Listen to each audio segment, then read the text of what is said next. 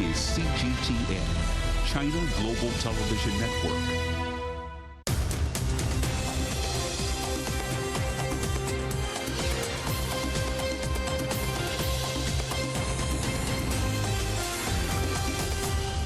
Live from London, this is The World Today. Hello, I'm Jamie Owen. Welcome to the programme. Our top stories: a blow from Budapest. Hungary blocks EU aid for Ukraine as Brussels says it'll open membership talks with Kyiv. Russia says the decision to open accession talks with Ukraine and Moldova is political and could destabilise the EU. Our other headlines: children are among the dead as Israel intensifies its bombardment of Gaza, hitting homes and a school. This is the United States presses Israel to change its widespread bombing campaign before holding talks with the Palestinian president.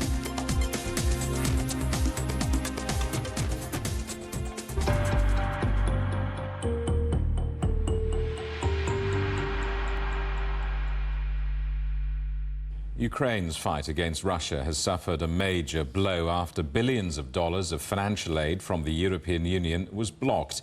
Standing in its way, the Hungarian Prime Minister Viktor Orban, a close ally of Russia's President Vladimir Putin. Orban says the $54 billion package will fuel the conflict in Ukraine and should be delayed. The move put something of a dampener on Ukrainian jubilation as EU leaders agreed to open accession talks for Kyiv. Well, let's talk now to our correspondent Giles Gibson, watching events for us in Brussels. Giles, what's been the reaction to Hungary blocking Ukrainian aid?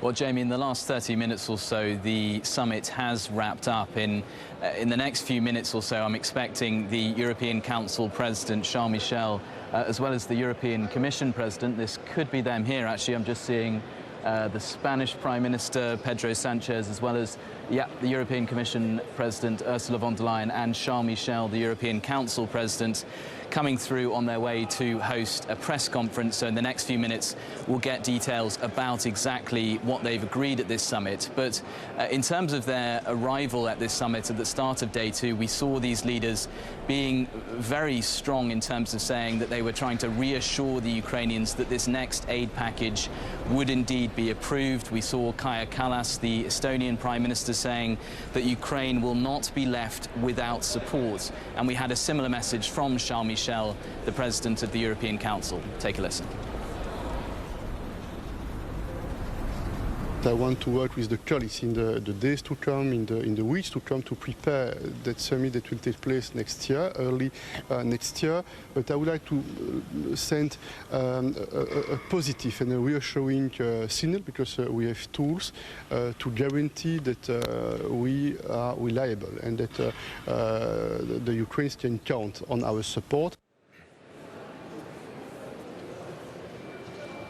Now, European leaders were able to get around opposition from the Hungarian Prime Minister Viktor Orban to opening accession negotiations with Ukraine with this kind of tactical maneuver. So what they did is they waited for Viktor Orban to leave the room, and then the remaining 26 leaders voted unanimously to open negotiations with Ukraine to potentially eventually join the European Union. We've also heard from Viktor Orban's political director over the last few hours or so, basically saying that if the EU, the European Commission, unfreezes more funds for Hungary that have been locked up over a governance dispute, then they will sign on the dotted line in terms of the budget and that aid for Ukraine when leaders come back to the table in January. And the EU response to the conflict in the Middle East also on the agenda today. What's the latest you're hearing on that?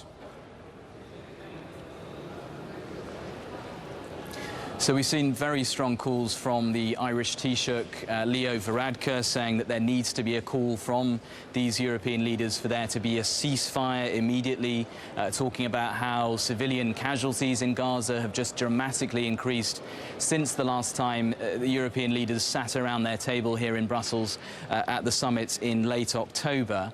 We also heard on his way into the second day of talks from the Belgian Prime Minister, Alexander De Croo, using slightly different language, message talking about how they need to potentially call for there to be maximum restraint from the Israeli government in terms of their military offensive in Gaza. But we understand that that topic, the crisis in the Middle East, was discussed right at the start of the meeting, but that we're not expecting there to be a call for a ceasefire or maximum restraint or really any concrete conclusions from those talks as we wait for this press conference to get going any second now. Giles, we'll come back to you in an hour or so for reaction on that press conference, but I think we will skip over and look at the pictures. That press conference underway now as Ukraine's fight against Russia suffers this major blow. Billions of dollars of financial aid from the EU is being blocked by Hungary's Prime Minister, Viktor Orban, and we're seeing the start there of the press conference giving reaction to this development, and we'll have full reaction to this in the coming hour. Well, President Volodymyr Zelensky says Ukrainians are feeling uplifted after being given the green light from Brussels on EU accession talks. Zelensky is back in Kyiv following his whirlwind diplomatic mission to try and bolster support for Ukraine. Let's talk to our correspondent Megumi Lim, watching events for us in Kyiv. Megumi, a positive reaction to developments in Brussels, but still very clearly, as we've been hearing, a very long road ahead. That's right. This decision has been very much welcomed, of course, by people here in Ukraine. People here believe that Ukraine should be part of the EU. They believe that Ukraine deserves to be part of the EU. But as you said, the journey ahead is going to be a long one. The process will take at least a few years. And as was mentioned earlier, Hungarian Prime Minister Viktor Orban has said that he can pull the brakes on this if he feels that is needed. He still believes that Ukraine shouldn't be part of the EU. Ukraine is not ready to be part of the EU. And also, we have to remember that this journey has not been a long one for Ukraine, where this journey didn't begin when Ukraine was given candidate status in June of last year, shortly after the conflict began. People here in Ukraine began calling for closer ties to the EU 10 years ago when they took part in the Maidan protests, where people protested against the then pro-Russian government and was calling to be part of the EU. So indeed, it has been a long journey, and there will be a few more years ahead for this process to take place. And at the same time, people here are also very concerned about funding. As was mentioned earlier, funding has been getting harder and harder to come by from Ukraine's Western partners. The 50 billion euros that was supposed to be sent to Ukraine over the next 4 years has also been blocked by Hungarian Prime Minister Viktor Orban. So this is a huge concern for people here in Ukraine, and also this happening against the backdrop of the Biden administration struggling to push through this $61 billion in additional military aid through U.S. Congress. So indeed, the journey is going to be a long one. There's still a lot of hurdles, challenges ahead for Ukraine. Megumi, the process of EU accession aside and the diplomatic talks too, the military action continues. Russia continuing to hit central Ukraine. What's the latest on that? Well, I have to say, yesterday, as the EU summit was going on and as President Putin of Russia was holding his marathon press conference, air raid alerts were ringing out across Ukraine, including the capital, Kyiv, all day. There were 6 air raid alerts in this capital, Kyiv alone, and this is quite unusual. We are used to 1 or 2 air raid alerts a day, but there were 6 yesterday, and indeed it looks like Russia is ramping up its attacks on Ukraine. And yesterday, the Ukrainian Air Force said that Russian fighter jets carrying these hypersonic missiles targeted the central region of Ukraine. 1 was shot down over the Kyiv region, but 2 struck targets in the Khmelnytsky region, which lies in the west of Kyiv. And I have to say, just this week alone, we've had 3 instances of Russia launching missiles targeting the capital, Kyiv. On Monday, there were 8 ballistic missiles targeting Kyiv, and several people were injured. And on Wednesday, again, there were several ballistic missiles also targeting Ukraine, and again yesterday hypersonic missiles. So we are seeing Russia ramp up its attacks against Ukraine as temperatures have dropped here, and looks like Russia may begin its winter campaign of targeting Ukraine's critical infrastructure again as it did last year. Megumi, thank you for that. Our correspondent Megumi Lim in Kyiv. You're watching CGTN. Still ahead, breathing fire into an old friendship, the dragons and the lanterns lighting up the skies of Paris.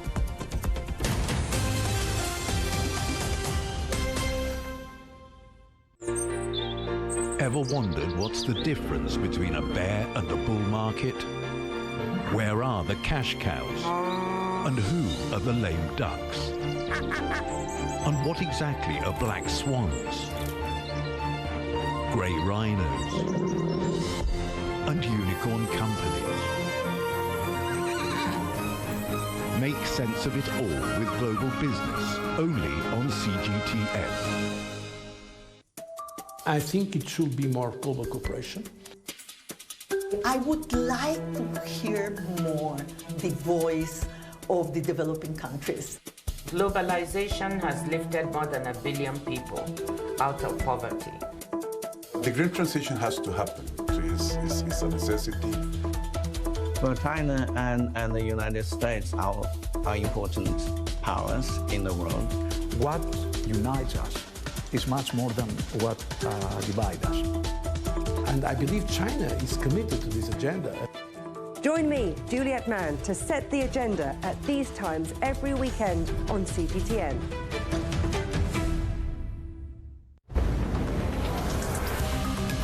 This week on Razor, the doctors racing to defeat long COVID.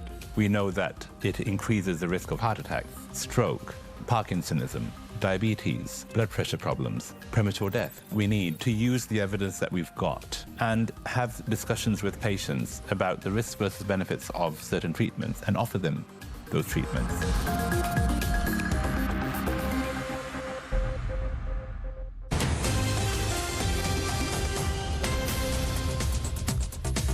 Hello, welcome back. A reminder of our top stories. Hungary blocks EU aid for Ukraine as Brussels says it'll open membership talks with Kyiv. Russia says the decision to open these accession talks with Ukraine and Moldova is political and could destabilize the EU.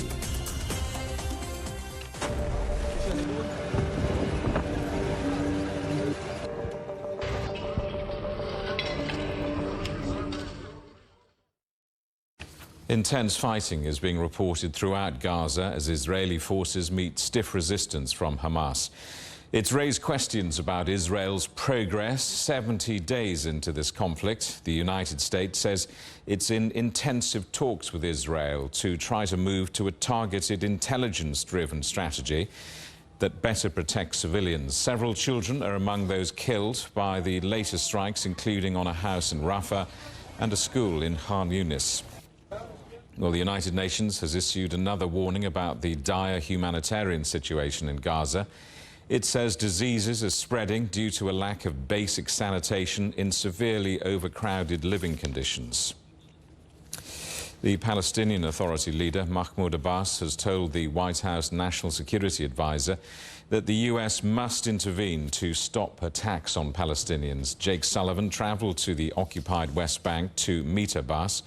On Thursday, Sullivan is reported to have told Prime Minister Benjamin Netanyahu that Israel has weeks, not months, to change its military strategy in Gaza to reduce civilian casualties. Distinguishing between innocent Palestinian people on the one hand and Hamas on the other hand is not just a moral question, though it is a moral question because innocent people's lives should be sacred and protected. It's also a strategic question for Israel.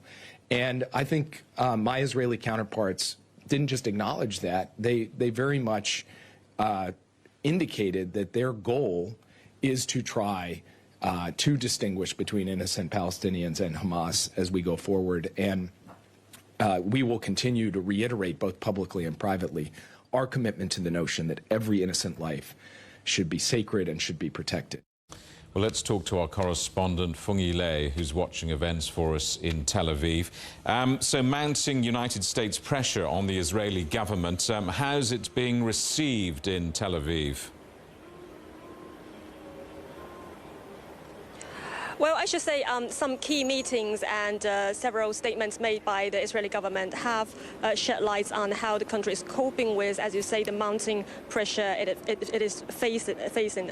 So first, Prime Minister Netanyahu, following his meeting with Jack Sullivan, expressed gratitude for U.S. support, and that include, say, assistance with munitions, blocking UN attempts to halt the fighting, and helping secure the release of some hostages held by Hamas. But at the same time, Netanyahu also made it clear that Israel remains determined to continue fighting until there is an absolute victory over Hamas, which is pursuing the elimination of this organization. And I think that is a stance that underlines the current tension with the U.S. perspectives. And besides, Israeli Defense Minister Gallant also in his meeting with Sullivan reiterated the shared goals and values between the United States and Israel.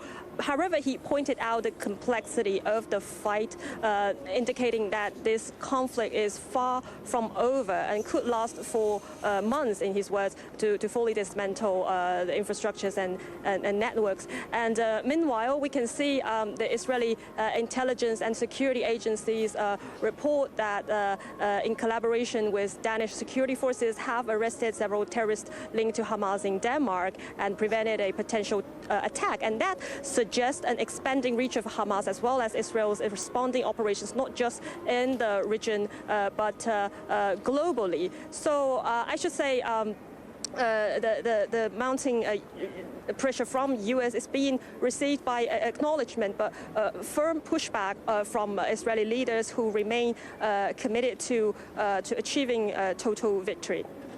Fung Yilei, thank you for that. Our correspondent Fung Yilei in Tel Aviv.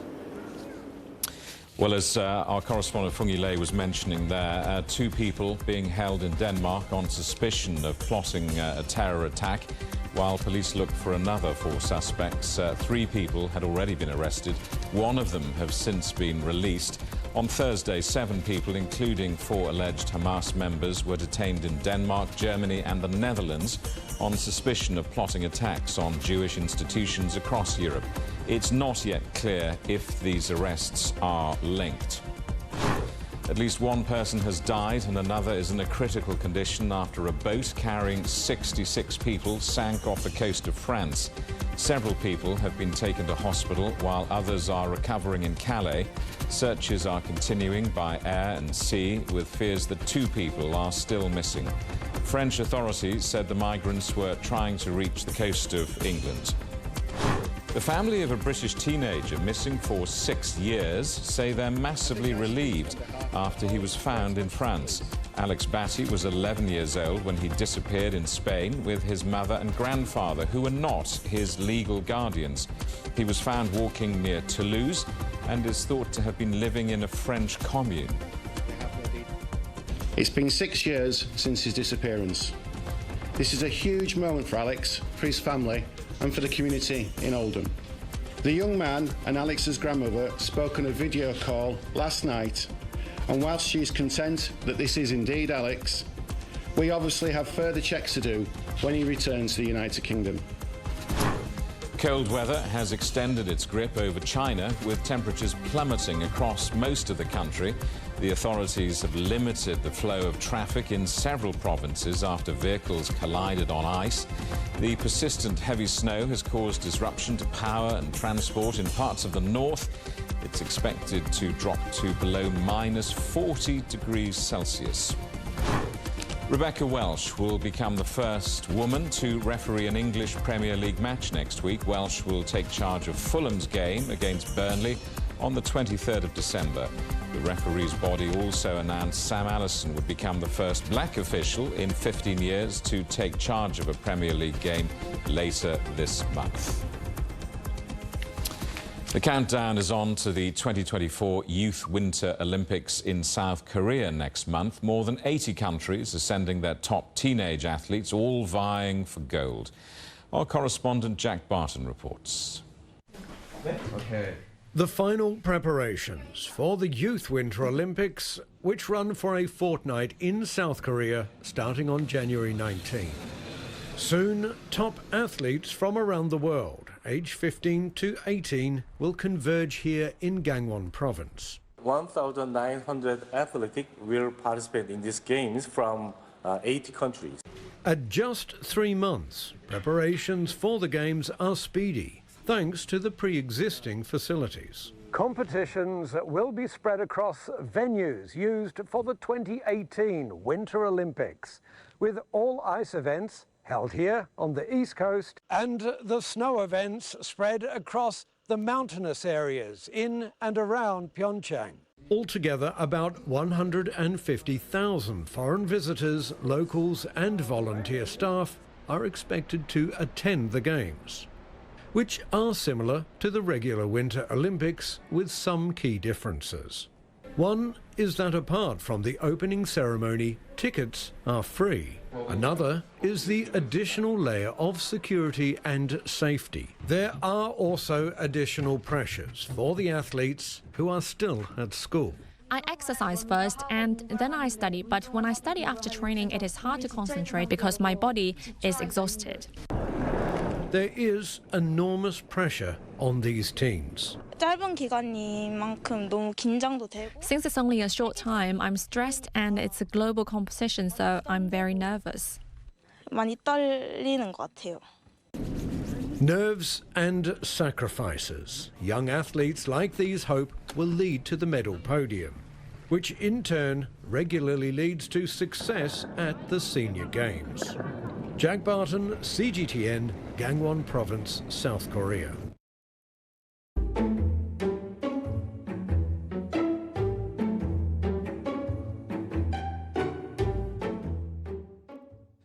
It's a luxury that's captivated people for centuries. The story of Chinese silk is woven into human history. Now, a new exhibition in Hungary is offering the chance to delve deeply into this ancient journey. Our correspondent Pablo Gutierrez reports. Every delicately crafted silk design draws the viewer closer to the rich heritage of ancient China. In this exhibition, you'll find replicas of authentic silk fabrics and patterns that trace a historical journey from the 5th century BC to the 18th century. Emeshi Pastor is the curator of Charm of the Silk Roads at the Hungarian Agriculture Museum. It's a collaborative exhibition with the China National Silk Museum and the Chinese Culture Center in Budapest. The display includes 74 pieces combining ancient silk reproductions and contemporary Chinese garment art. This exhibition of fine Chinese silk products is a solid and effective initiative to advance the joint development of the Belt and Road Initiative. It will also continue to promote Chinese silk culture and spread the spirit of the Silk Road. The exhibition is divided into 3 sections. The first part explores the Silk Road history, the second displays ancient Chinese silk designs, and the third presents modern applications of traditional Chinese art. This exhibition here in Hungary is the first of its kind in Europe, and organizers want to bring it to audiences worldwide.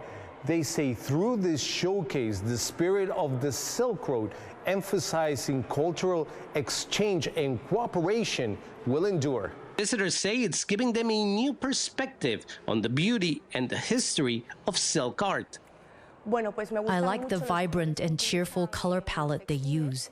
The application of classical Chinese patterns and jewelry caught my attention, and it's something I've never seen before. Exhibitions like this one guarantee the delicate, lustrous, and ethereal fabric will persist in weaving its presence throughout the tapestry of both China's and the world's history. Pablo Gutierrez, CGTN, Budapest. Parisians have been enjoying the sights and the sounds of a Chinese lantern festival in the French capital. The Shanghai Yu Garden event is making its European debut ahead of next year's 60th anniversary of diplomatic relations between the two countries. Our correspondent Ross Cullen reports. On a wet winter's night in Paris, dragons and lanterns in the dark. In this park in the French capital, a show of Chinese culture with more than 1,000 lanterns in the gardens. 灯会这个形式对于中国人来讲 Lantern fairs to Chinese people are a very important festive activity. They are a reflection of the Chinese lifestyle and traditional customs. So the appearance of the festival in Europe is of great importance to China's exchanges with Western countries. 那我觉得这一点上是中西方文化交流的一个重要的一个承载方式。 The festival is being held in the Jardin d'Acclimatation in one of the French capital's biggest parks. The president of these gardens says there is a real connection between China and the park. This garden has often opened its doors to China. A few years ago, we had 300 Chinese artists here. We regularly celebrate Chinese New Year and now the Festival of Dragons and Lanterns. There is a very strong Chinese connection to this garden. The lanterns were designed by dozens of expert artisans from Shanghai, some of whom moved to Paris for several weeks to prepare the display, which will be in place for just over 2 months. The creation and design of lanterns is an intangible cultural heritage of China, passed down through the centuries and now on display here in France. Other examples of China's heritage were on show, delighting young and old alike. Ahead of the celebration in January of 60 years of diplomatic relations between France and China, this festival shines a light on the two countries' cultural connections. Ross Cullen, CGTN, Paris. The headlines again. Hungary blocks EU aid for Ukraine as Brussels says it'll open membership talks with Kyiv. Russia says this decision to open accession talks with Ukraine and Moldova is political and could destabilize the EU. Our other headlines, children are among the dead as Israel intensifies its bombardment of Gaza, hitting homes and a school. That is the world today. Thank you for watching. There's more news on CGTN Europe's channel on the Telegram app, or scan the QR code on the screen to get stories and updates sent direct to your phone. We're back with more news at the top of this hour. Coming up next, it's World Insight. For now, from all of the team in London, it's goodbye.